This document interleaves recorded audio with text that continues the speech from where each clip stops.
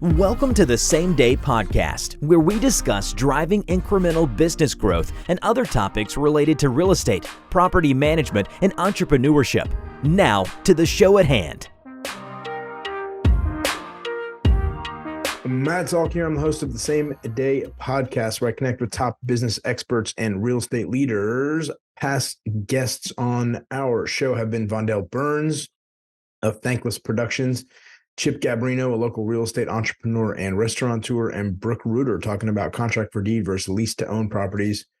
We also had Will Gilbrecht on the show from Franklin Heating and Air discussing some of the difficulties of growing and scaling a heating and air business.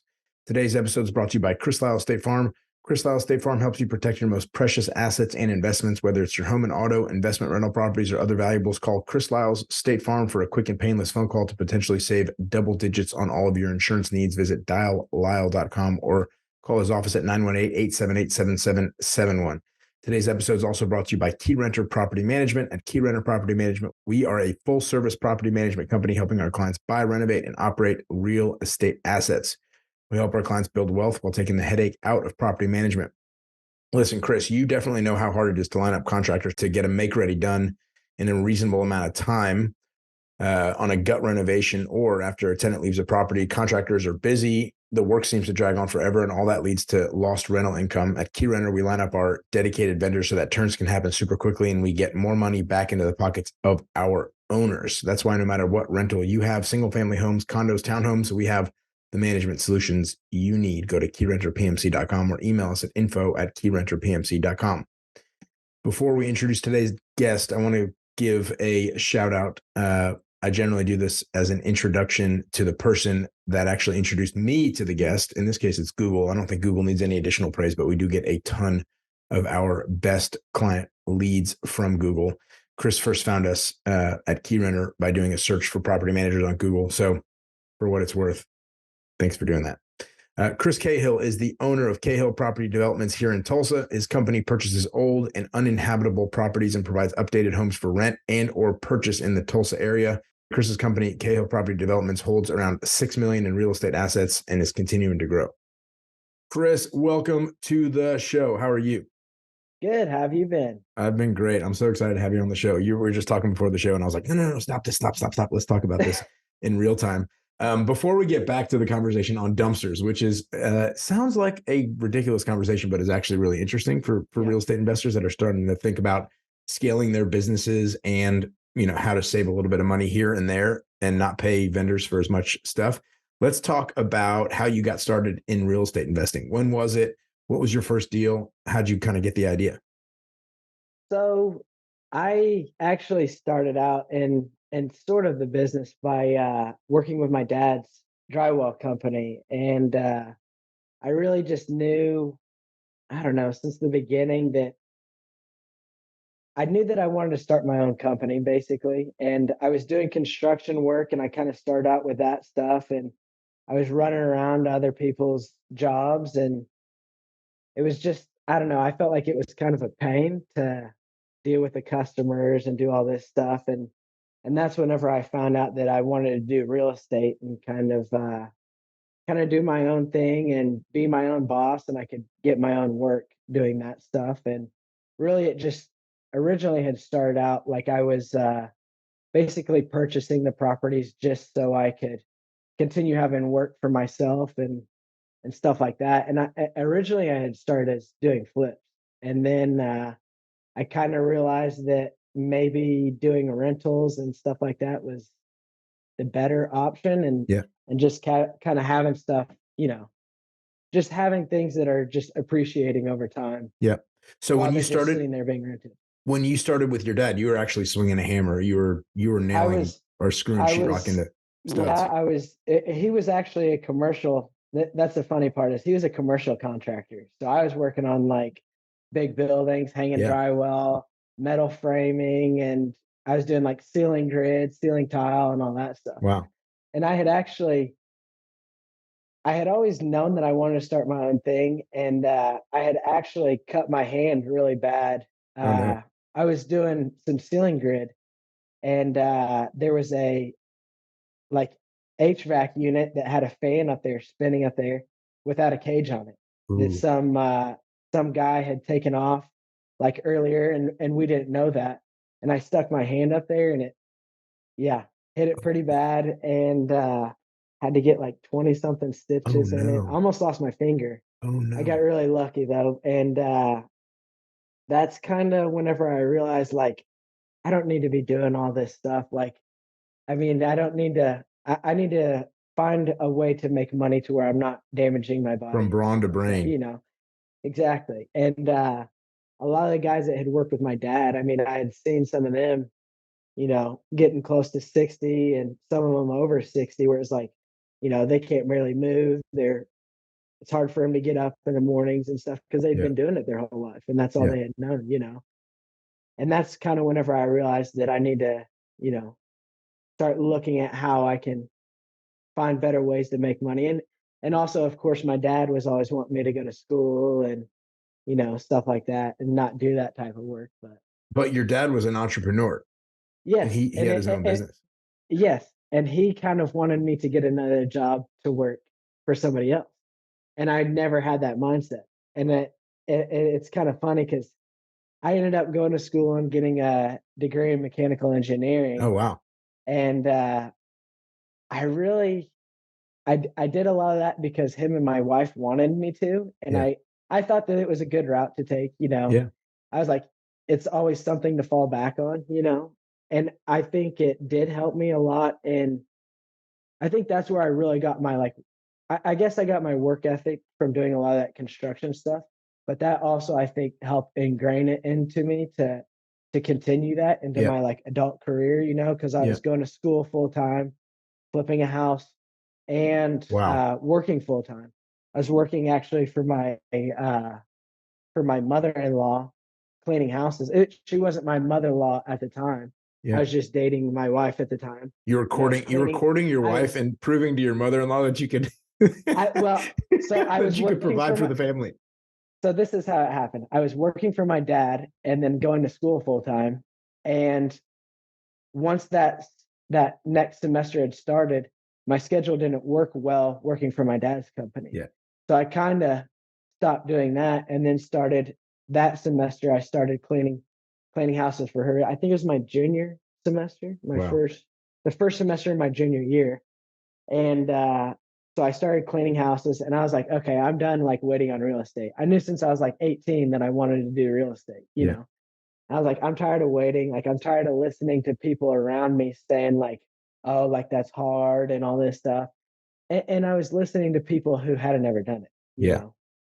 And I was like, okay, I'm kind of tired of waiting on that. And so I went and bought my first house my junior year. So I was working on the house myself, and I had a full work day. I was getting up at 8 and then going to work, or I was going to work starting at 8 and then working till, like, on the days that I didn't have class starting at 4:30, I worked till about 5 o'clock, Wow. and then I'd go to school right after. So it was like, I think it was like Mondays and Wednesdays, or Monday, Wednesday, and Friday. No, I think it was Monday and Wednesdays. I had a class that started at 4:30 to 7, and then I'd have a class from 7 to 10. Wow. And then on Tuesdays and Thursdays, I had a class that I think was 7 to 10 every night. And then I think Friday I had a class that was, I think it was like a 6 hour, or no, it was a 4. I can't remember. I think it was a 6 hour But you were class because it taking a was just full once a load week. So I was and taking a working. full load. Yes.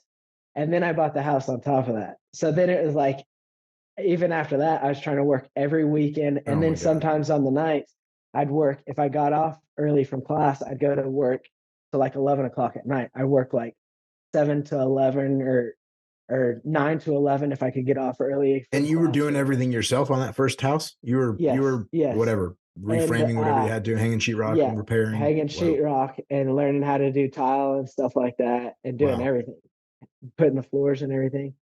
And yeah, it was a full workload for sure. So And I mean, I love this because there's it happens so frequently, at least in our organization, that I run by a house and I'm like, why didn't we just sweep out these leaves that, Yeah.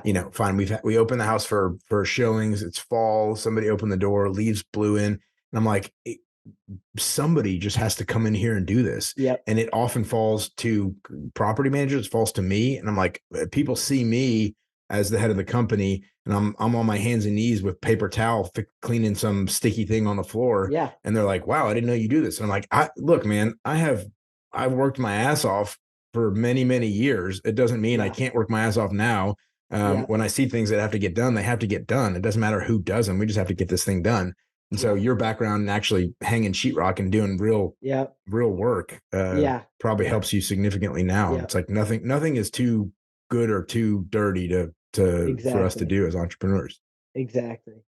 And that's also the other thing with that is I think it also helped me. So I had the construction experience from my dad's company, but I think it also helped me, working on a house, because that's a lot different than commercial stuff, of actually figuring out how things go together, and I think that's one of the things that kind of gives me a leg up as being an investor, is because I kind of know what steps of the process and when to bring people in and things like that. And I know how things need to be done. If I see somebody doing something wrong, I can tell when a contractor has no clue what he's doing, Yeah. And I think that was really helpful, starting out doing my own stuff, because I've done multiple properties. So originally, that's how I started, was doing that, doing all my own houses. Yeah. And so I've done a lot of houses, where it was just me and a partner, me and some family, and me and my wife. My wife has helped on some houses. When you took your first step into entrepreneurship, did you envision it as being more glamorous or less glamorous than it actually was? I think it's about, it is what it is. It's not like I'm a celebrity and, I get all this fame or anything, I just, it's just a job, Yeah. and I show up and I do it. And I also enjoy it. But you're your own boss. Yeah, exactly. And you can go on vacation when you want to go on vacation. Exactly. And I think that does help, me being my own boss, because, if I was working for somebody else, if I was working for somebody else, petting dogs all day, I still wouldn't, you'd still find something to complain about, no matter what. If you I was a terrible terrible employee for so long. Yeah. See, I think I was a really good employee. I think I was one of those people where it was like, there's no way that, how do I frame this? I guess, whenever I was working in construction, I'd teach all these people to, how to do things and how to work and all this stuff.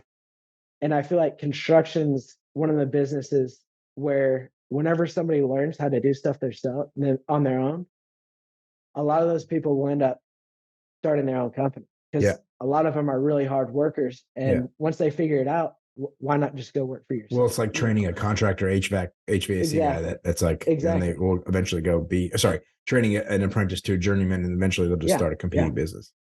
Exactly. Start their own stuff, because if they're a hard worker and they know how to do it, why would you work for somebody else? And I think that's how I was, wherever I worked, I was always, I'm not trying to brag, but I was always one of the hardest, best workers. Yeah. Because that's how my parents had taught me. That's just all I knew, was to work hard, Yeah. And I remember working at Target, and I had worked there for like a month. And I remember they were like, we need you to be a manager. They were training me to be a manager. There were these people that had worked there for like years, and they're like looking at me like kind of upset, like, oh, they're teaching you how to do that. And I was like, yeah, man. And then I show up on time every time. Yeah. And I had worked there. It was earlier in my college career, and I had only worked there because it was able to fit around my school schedule easier than working for my dad was at the time. And they started like trying to give me like a full schedule, because I was only supposed to be part-time there. Yeah. And they started giving me a full schedule. I was like, I had told them multiple times, like, I can't, like, I don't really want to work a full schedule. Like, if I'm working a full schedule, I'm going to go work for my dad, who is at the time paying me like 13 or 14 an hour. Whenever at Target at the time, it was like $8 an hour. So I was like, I literally, if y'all are going to schedule it like this, like, I'm just going to go work for my dad. Can you imagine You walk in, you do a couple of days, the manager's like licking his chops, just like, oh my God, Oh I've yeah, got a smart kid. He's hardworking. He shows up, good work ethic. Like exactly. I'm going to ride the rest of my career on the back of this guy. Exactly, You're like, I'm exactly. So out. I was like, all right, I'm leaving. So I ended up working for my dad again, because that was the thing is I always had worked for my dad on and off. I had worked Yeah. for my dad working summer since I was like 16 or 17. Yeah. Always doing that, and always had something going on in my free time. But so you buy a house, you start putting a crew together, you're doing most of it yourself, you start getting a couple of subs together, and Yes, then you're like, I just need to buy more houses so I can keep these guys busy. Once you assemble the people that yes, work well on your yes. team. So originally I had started out as basically we were kind of like a construction crew. Yeah. And I had a buddy working for me at the time, and then I had another buddy work for me. And I ended up started doing a little bit of work for another investor and things Yeah. like that. And Just because that investor was like, I can't find somebody to do this work. And you yes, look, and also it was more work for us in our yeah. downtime, because at the time I didn't know a whole lot about banks and things like that, and I was buying houses under my personal name, Yeah. and basically, a 30-day close and having to get underwritten and all that Yeah. stuff. And so there's a lot of time in between houses and stuff Yeah. like that. So I do work for we were still doing work for other people, and we were still a construction company at the time. And then we eventually kind of stopped doing work for other people. And then really now the way we work is we basically just hire subcontractors and basically just oversee the projects and Yeah. stuff like that. And I mean, we do a little bit of stuff here and there when we need to, but it's really just subcontractors from here on out. When you were doing the construction stuff, did you ever get bitten? Non-payment, delayed payment. Somebody was like, Uh, this is not up to my standard. And you're like, man, this is the nicest so sheetrock job I've ever done. You're telling me it's not up to your yeah, standard. yeah, That kind of stuff. that's the thing. There's always a little something, Yeah. there's always, I wouldn't say I never got bitten as in people didn't pay. I'd get bitten as in, oh, I didn't bid the job high Yeah. enough. I basically did it for free, Yeah. or That I lost sucks. money. I had to Or pay to I do a paid to job. do this. Oh my God. Yeah, yeah, yeah. I remember whenever I was the only employee, and I did a bathtub remodel for somebody that I had known, and actually a family friend. And I remember halfway through, I was like, man, I lost money on this. I knew it. I had a few weeks left on it, and I was like, Yeah. that was at the time I was still going to school too, and it was like I knew how I had lost money. And it was like just knowing the next 2 or 3 weeks or whatever it took me to finish it, It was that going to I'm be working free. for free, Yeah. that I'm paying to get Yeah. it done. Yeah. And it was like, man, that kind of sucks, but The funny thing is I that still got it done, the funny and it thing was is, still a beautiful bathroom. yeah. So you can be proud. So you build your reputation on the back of So that I stuff was and you still do it even, proud. I was but still you proud learn of in what I those did. early days. I find it Yeah, surprising when like somebody that's been in business for 20 years comes in and underbids something in like a very significant way. And then they come back to you and he said, I didn't see yeah, that second or third layer of shingles on there. This has never happened to me. Or they underbid it and they come back and yeah, they go, I need a little bit more money. And you're like, man, you've been in business for a long time. This is not your first rodeo. yeah. You Like, should have known. I need you to be better than this. And that was kind of my other thing.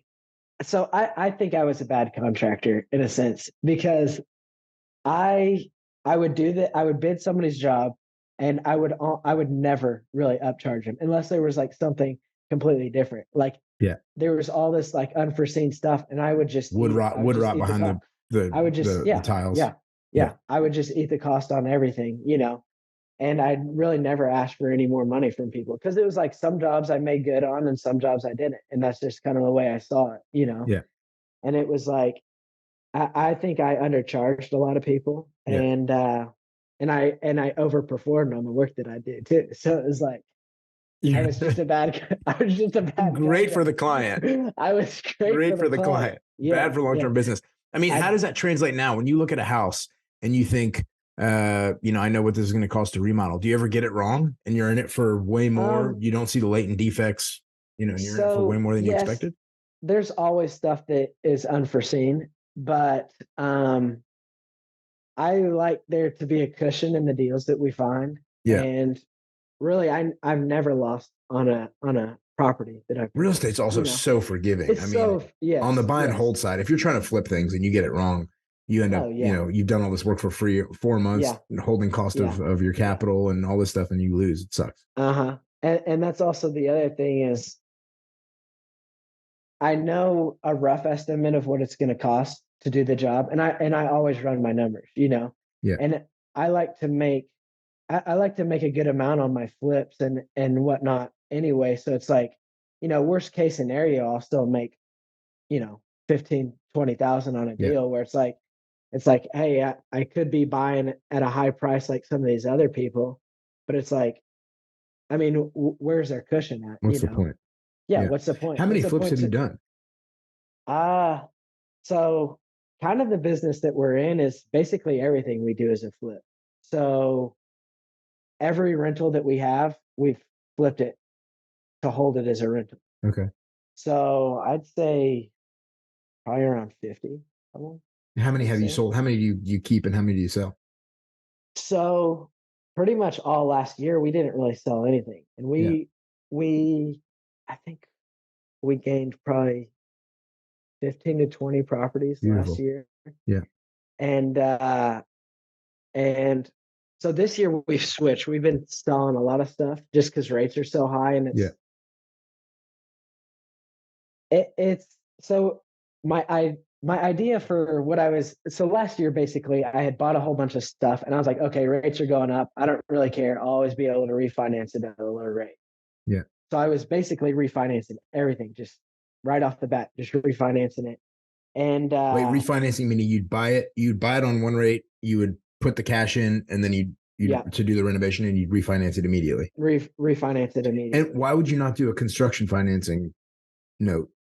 So you had a construction draw. Probably because I don't. Well, I would. It would be a hard money loan.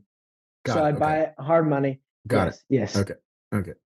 So I would do that, and I'd basically refinance everything just as soon as I could. And were you And able to pull out basically 100%? I mean, so the hard money approach is I buy it for 100, I put in 50, and then I refinance it at 200, and I'm 75% loan to value, and I take out all of my cash, and the equity yes, that I built in the renovation is now what I have in it. yes, The other approach is you say to the bank, I want to do a construction financing loan. It's going to be 100 to buy, 50 to remodel, and they say, okay, I'll give you 100% of the acquisition or 85% of the acquisition. I'll give you 75, 80% of the yeah, construction, so you're still in it for some cash.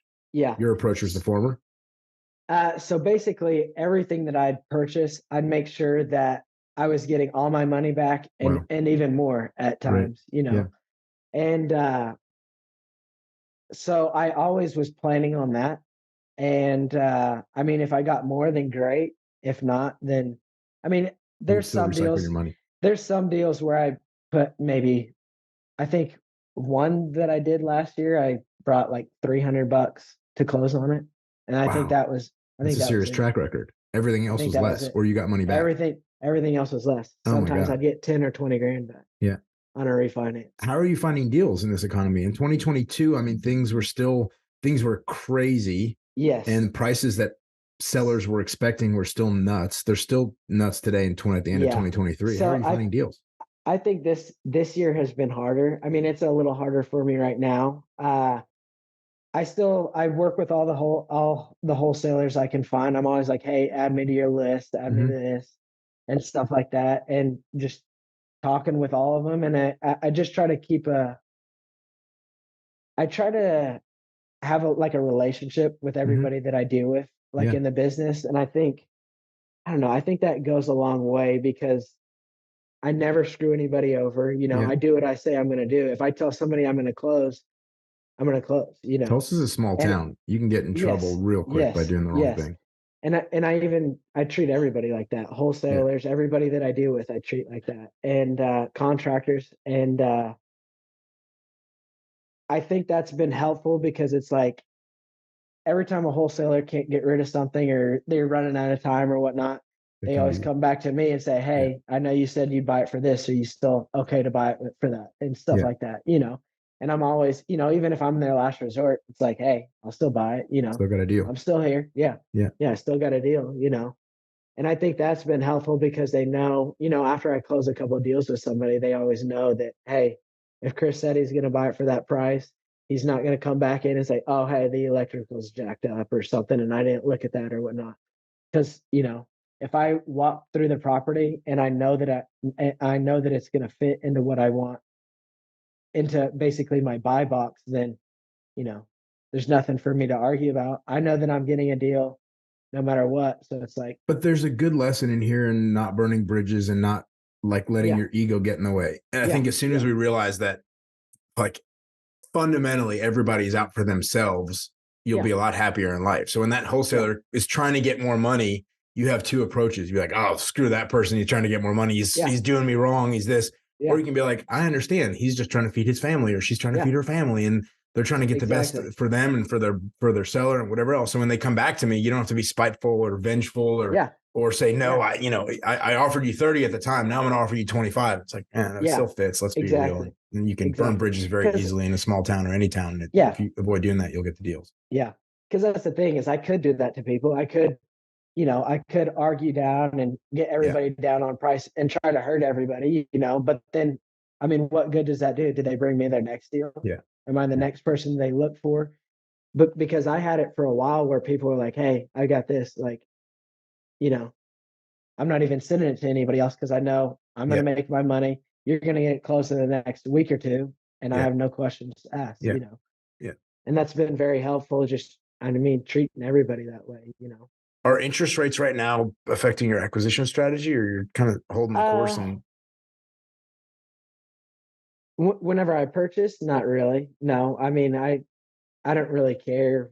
I mean, I try to buy it to where I can do whatever I want with the deal. I mean, if I want to refinance it and keep it, then I can. If I want to turn around and flip it, I can. yeah, I try to, I don't know. I feel like I'm conservative whenever I purchase. I don't try to buy everything. I don't try to make everything work. yeah. I just purchase what I know will work, and I never lose money, by doing that. Even if it's like, I don't know. I just try to not. I try to never buy anything risky. If it's risky, I want it to where even at the low end, I'm still going to make my money Yeah. back. Yeah. And it's like I'm not going out there and like, oh well, if I take that risk, then I could make money. I try to look at it on the other side of things. You get what I'm saying? Where it's Yeah. like I'm making my money no matter what. If I take that risk and I make extra money on top of that, then that's a blessing. So let me ask you this. You've been historically, from what I've seen of your portfolio, you're fairly geography agnostic. You've got stuff in Jenks, you got stuff in North Tulsa. Yeah, Like, there are multiple philosophies. People say, I only want to buy in this area, school yeah, districts, whatever. You don't seem to follow that approach. There are also multiple philosophies around to what extent you would upgrade, an investor would upgrade the property. I want to have a house that I would live in myself with my family, yeah, or look, I don't have to live here. This is a reasonable property for a reasonable yeah. person, different demographic than I find myself in right now, whatever. What do you generally buy? Kind of, what's your buy box? What do you generally buy? And then how do you figure out to what extent you upgrade it? So I I basically always go off of what comparables are for a certain area. So that's why I don't really care where the area is, Yeah. as long as the numbers make sense, and as long as I know that I can make it make sense for my contractors as well. And so really I'll buy anywhere. I mean, that's what I tell everybody. As long as the numbers work, I don't really care. Yeah. So the numbers may work in an area to where it's super low and you're not going to sell it to me for that price, you know.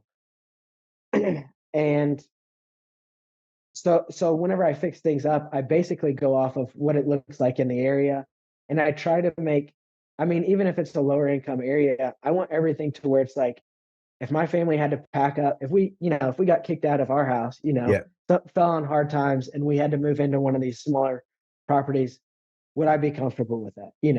And it doesn't have to be super fancy. It doesn't have to be any of that, but I want it to be a clean and nice house, Yeah. and I want it. That's the thing is like I have some buddies that are also investors, and sometimes people end up trying to overdo in a certain area and things like that. And I try to always, kind of mentor them and say, hey, don't overdo it. Don't overdo it. Don't put granite in there. Do Yeah, not yeah, put yeah. granite in there. Yeah, yeah, yeah. And at times, I mean, if they're in an area where it makes sense, then yes, for Sure. sure. And it also depends on what outcome you're looking for. If you're trying to flip it or whatnot, it does make a huge difference whether you're trying to flip it or rent it. You may Yeah. not need granite everywhere. I mean, Yeah. if somebody sees Formica in a rental house, I mean, a lot of the times they're not even going to notice the difference. They're Yeah. just they just want somewhere to live, and it's so hard for them to find places to live right now that it's like, as long as the property is cleaned up, looks nice, new paint on the walls. I mean, they don't care whether Yeah. it's, gold fixtures everywhere and everything's just, jumping out at you because they just were trying to find somewhere to live. Sure. Clean and reasonable. Yeah, yeah. And that's kind of the way I look at it is everything needs to be cleaned up and where I would be comfortable living with it. If there's, roaches everywhere, or, Your wife might just looks complain. like, yeah, yeah. Well, yeah. If there's roaches everywhere, mice everywhere, there's Yeah. grease stains all over everything, then it's like, yeah. Yeah. If it's like that, I don't feel comfortable putting somebody else in there. Sure.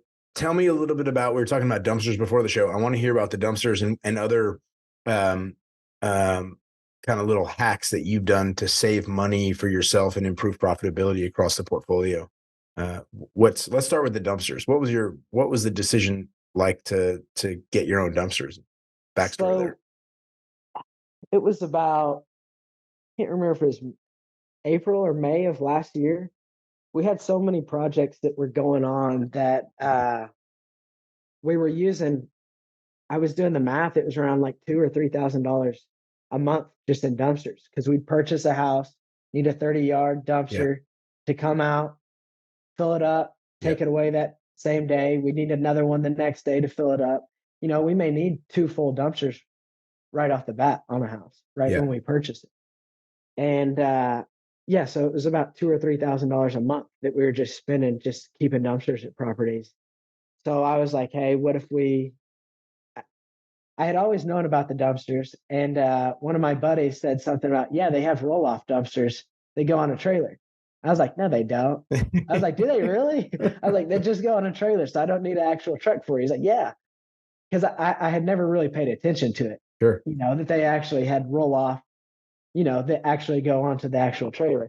I was like, okay, and I looked it up. I went and bought a trailer and 3 dumpsters. Like it was like within that same week that he had told me that. But that's That's a $20,000 investment.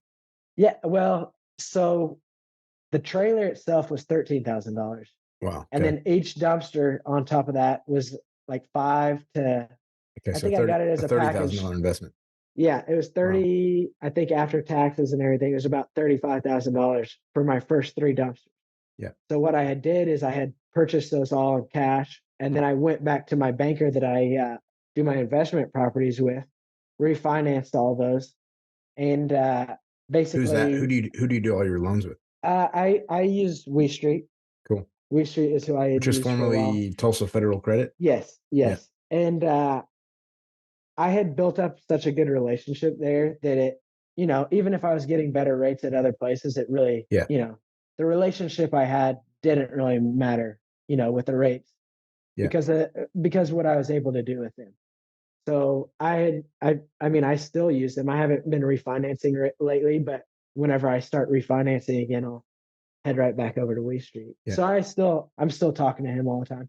But back to the dumpsters. So basically I refinanced those and my payment on them was I think like $500 a month. So it's like, I'm saving a bunch of money and I'm paying off those dumpsters. So it's and you have flexibility. And I have the flexibility is the biggest thing because I don't have to wait on a dumpster. If I need to go pick up stuff right now, I just send a guy over there, go pick it up. I don't have to pay to set a dumpster. I don't have to pay anything, And even if I don't fill up the dumpster, well, I'll just take it to the next house and fill it up there. Yeah. And it's that, I think, without even saving the money, I think the flexibility is the biggest thing because I never have to wait on a dumpster. And if I need multiple dumpsters in a day, I mean, I have 2 houses that we're working out in Sepulpa right now, and they're right next door to each other. And for a while we were doing the demo on that and cleaning out all the stuff that was inside of them, we needed like, if we were using 30-yard dumpsters, we would have needed like probably 5 or 6 in a day, Wow. you know, where it was like, or 5 or 6 just to start the job. So, and my guys could have done that in, a day or two. So it was like, Yeah.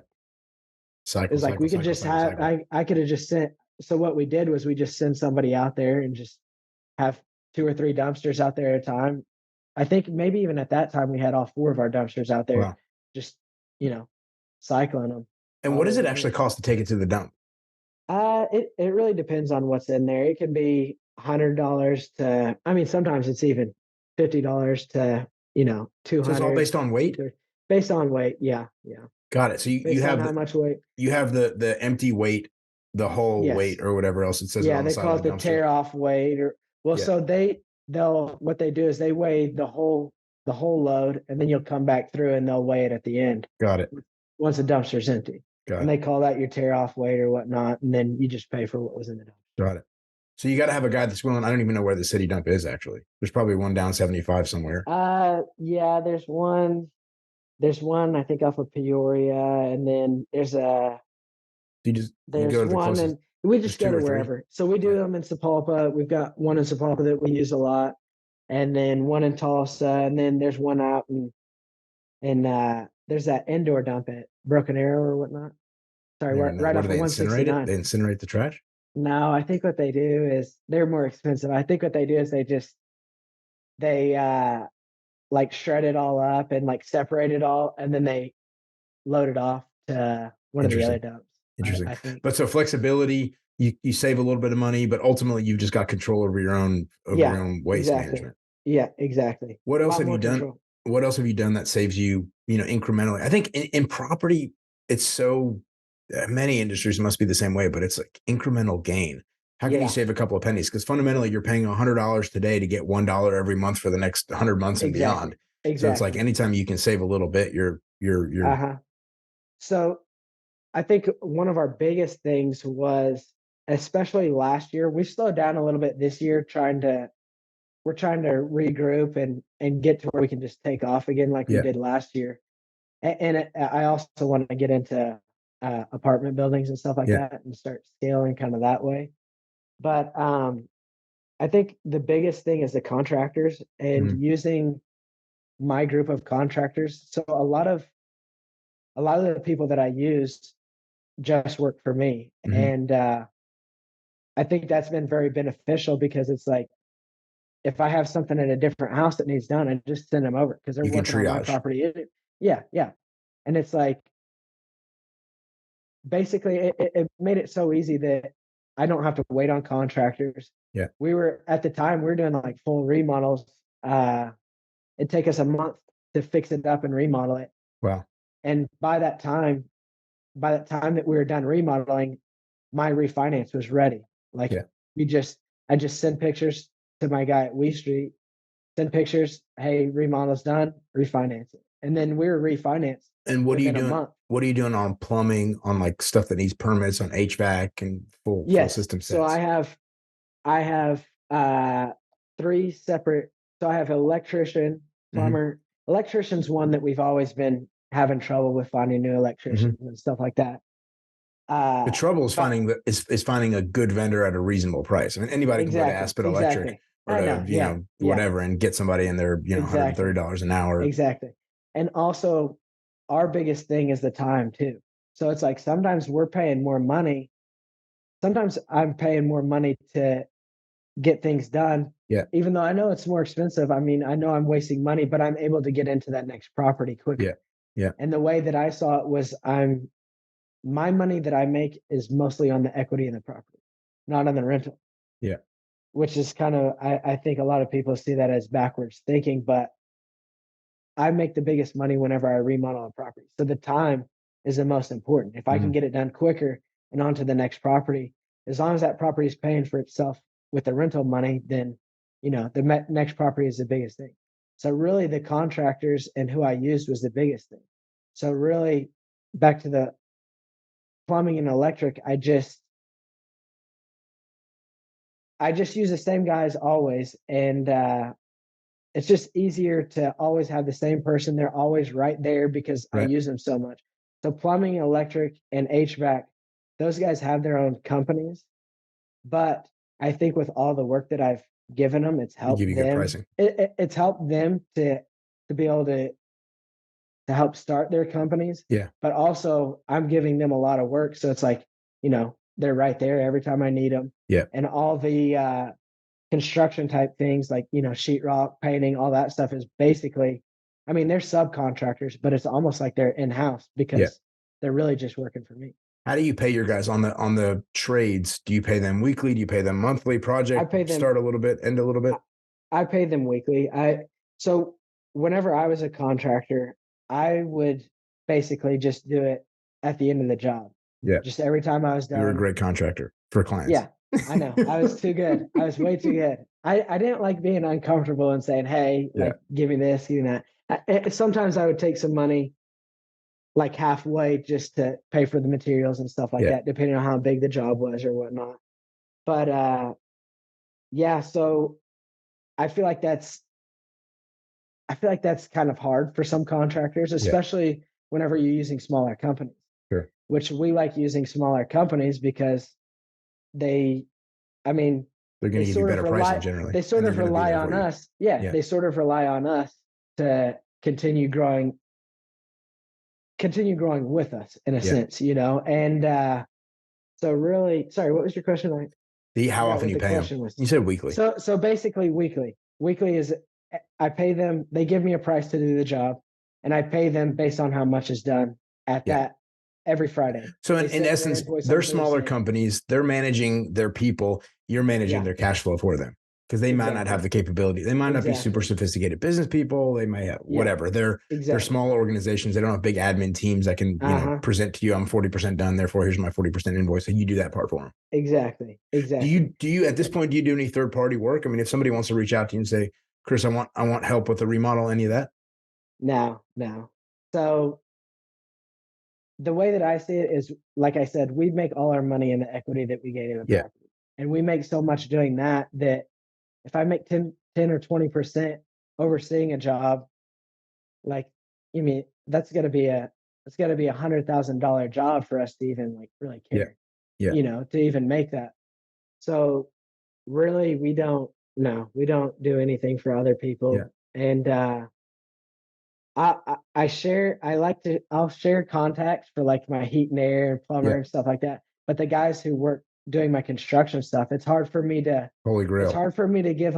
give out their number and stuff like that Sure. because I keep them busy, and it's Yeah. like, if I give out their number to everybody else, then I don't have the guys whenever I need, Yeah.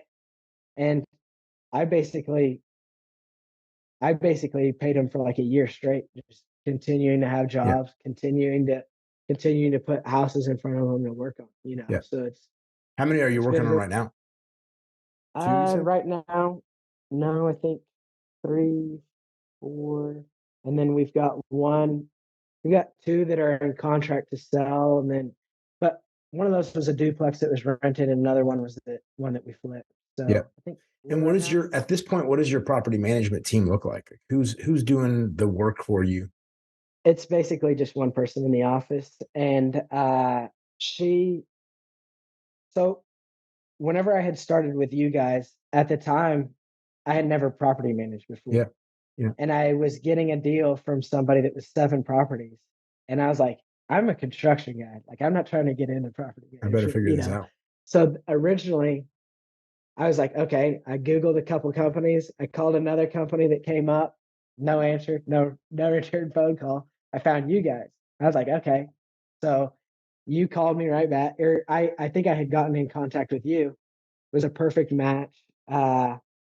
And that was very beneficial at the time because I didn't have the time to do that. Sure. I was worried about buying houses, and every time I purchase a property, I mean, I'm making all that money in equity that why was I going to spend all my time doing that and trying to meet with contractors and stuff like that to fix a toilet, So that was so beneficial to help me start growing to where we could end up hiring somebody to do our own property management.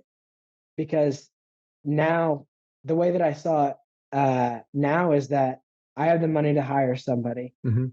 And at the time, we were bringing on so many new houses that it was like the amount of money that I'm spending to set a lease and do all Mhm. this extra stuff that I could hire somebody Mhm. just to work for me, even if, we only have like 30 something properties that we're renting, but we're bringing on so many that Yeah. she's going to be meeting with new people, meeting new clients, putting things out for lease, releasing old stuff that it was like, Sure. it made sense to hire somebody because we're purchasing it at such a fast rate. And are you using a good software now? Yes, yes and no. We're still working on learning it. Yeah. We use what is it? That shows you how much I look at it. Buildium. Buildium is what we're Billion. Okay, using. cool. Yeah. Yeah. So I tried to use I looked at Appfolio. I think that's what you guys Yeah. use too. Yeah. I tried using that, but they said that you needed like 50 properties to get started. I wish you would have And I spoken to was me like, about this, because the trick is, I know, the I probably reality should is have. you say, I've got 50 properties, because you're paying a minimum fee. So you're paying, I don't know, $2 a Yeah, door or whatever, 250 a door. yeah, And then you just say, oh, I have 123 Main Street, 234 Main Street, 345 Main yeah, Street, 456, yeah, whatever it is. And you make them up until you actually have them, is what I would do. If I yeah, had to start over, I mean, we started when we first brought Appfolio on, we had a multifamily property that we were managing. So we had the 50 doors. It wasn't a big deal. But yeah, ultimately, when I talk to people that run up against this 50 unit, and it's so stupid, because Appfolio misses out on so much business because they're not willing yeah, to work. So like, you'll be with Buildium forever because of the pain point yeah, associated with switching. That when yeah, you have 50 or 60 or 70 doors, they're like, they'll never get you yeah, back, which yeah. sucks for And, them. and that's what I said too was, and that's what I had told the person who I had hired to do this is I didn't really want to start with something that I wasn't going to be comfortable with Right. Right. because I mean, I'm so set in growth that if I have a huge pain point, I don't really care. I mean, I try to outgrow that. Yeah. So Yeah. I'm not really focused on something that I know I'm might be losing a little bit of money at because I'm so focused on, such a bigger goal that Yeah. sometimes I overlook that. Yeah. And I knew that even if Buildium was going to be a pain later on, it was like, well, I know once we have to start with a new program, there's no way we're ever going to Yeah. switch, Yeah. because I mean it's hard to do such a big switch. It's painful. Yeah, Oh my God. yeah. It's so painful. And I don't even know if at that point, if the troubles that we're having at that program, will the new program even fix that? So Yeah. why even take the risk at switching it if we Yeah. don't even know if that's going to help some of our We issues? absorbed a business in April of 2022 that was using Buildium, and I found it. I'm an Appfolio user, power Yeah, user for the last 6 years, and I found it to be really, really cumbersome to use. Just the yeah, navigation of the interface and what really, they showed, what was available, how to pull reports and stuff was really painful. But once you get yeah, used to a system, it doesn't really matter. You're used to it, yeah, and you know how to yeah. do what you need to do. What's Uh-huh. your goal in terms of how many properties you want to get to? Oh, I don't know. It sounds crazy, but I tell everybody like 10,000. Right. 10,000 doors, Yeah. 10,000 doors, not Yeah. 10,000 properties. Yeah. But I'm trying right now to get into multifamily, Yeah. and that's why we're selling a lot right now. I'm hoping that I don't know. I think there might be some opportunities coming up with rates going up in the next year or two that there might be a chance to get into some multifamily. But then again, I sometimes I look at some of the stuff that people are purchasing. I'm like, how can they make that work? Yeah. Like why why do people purchase some of the stuff they're purchasing? But I don't know. I think there might be some opportunities coming up in the next year or two, and I'd like to get into multifamily. Yeah. And What's attractive about multifamily to you? I don't know. I think the scale of it. I see a lot easier ways to scale in that Yeah. because I think this year we've seen a lot of growing pains. Uh, kind of, I feel like I feel like I'm back into the construction mindset Yeah. where I'm just chasing my tail, and we're just always trying to find a new house, always trying to do this, trying to purchase new property, always trying to look for something new, Yeah. and we're just growing at one or two properties at a time where it's like, even if we're buying them fairly quickly, I mean, it's still takes a month or two to get in and out of the deal Yeah. after we've purchased it.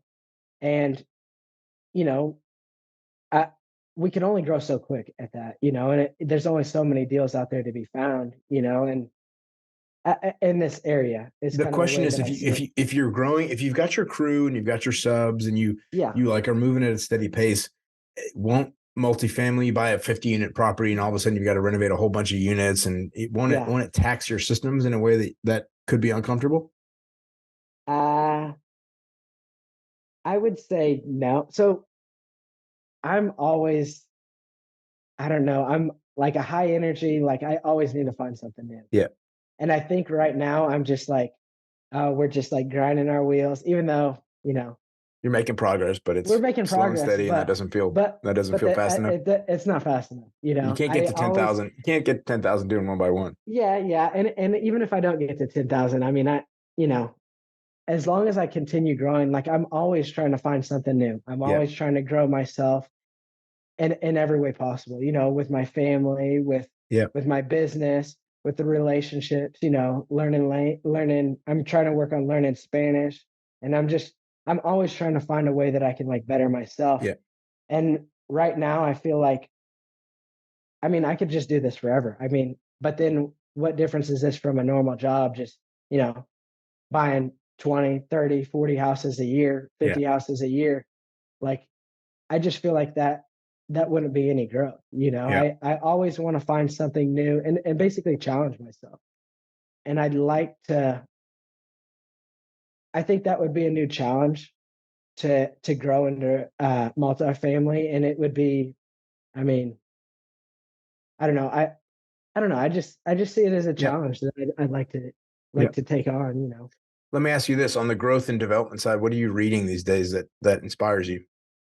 So right now I've been working on my Spanish, and How right are you now doing that? I speak with my contractors. I watch YouTube videos.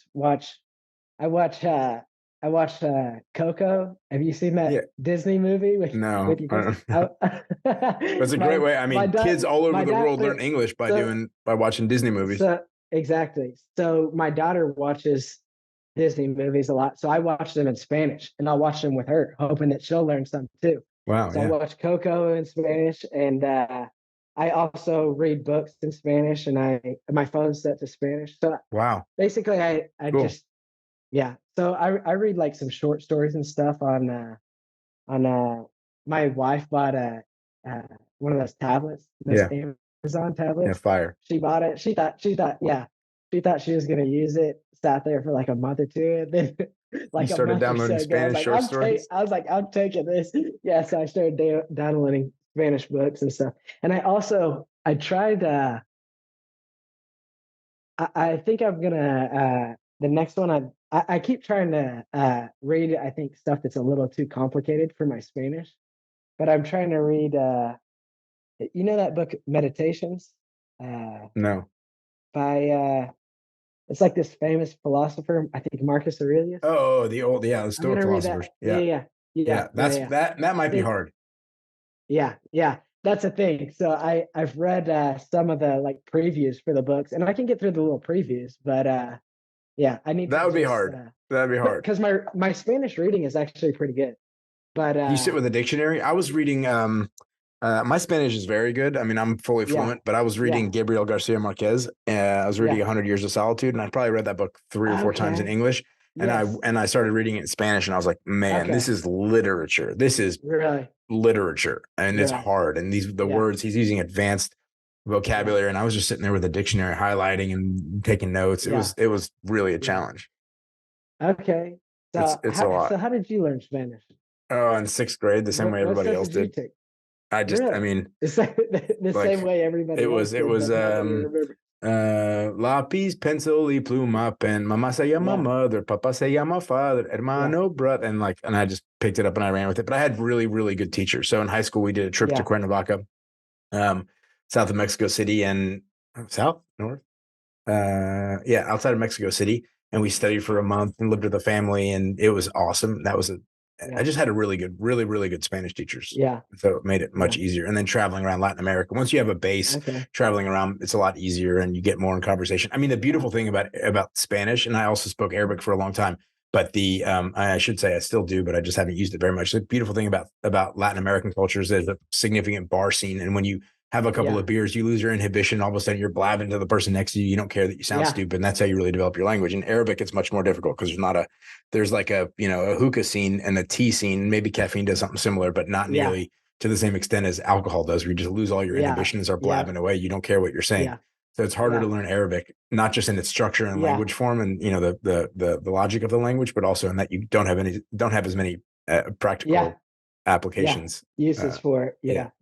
And that's really the best way to learn, is just talking to people and things like that. So it's hard. So I need to start talking with you, and I need to meet up with you and have some Spanish. Next podcast in Spanish. Oh gosh.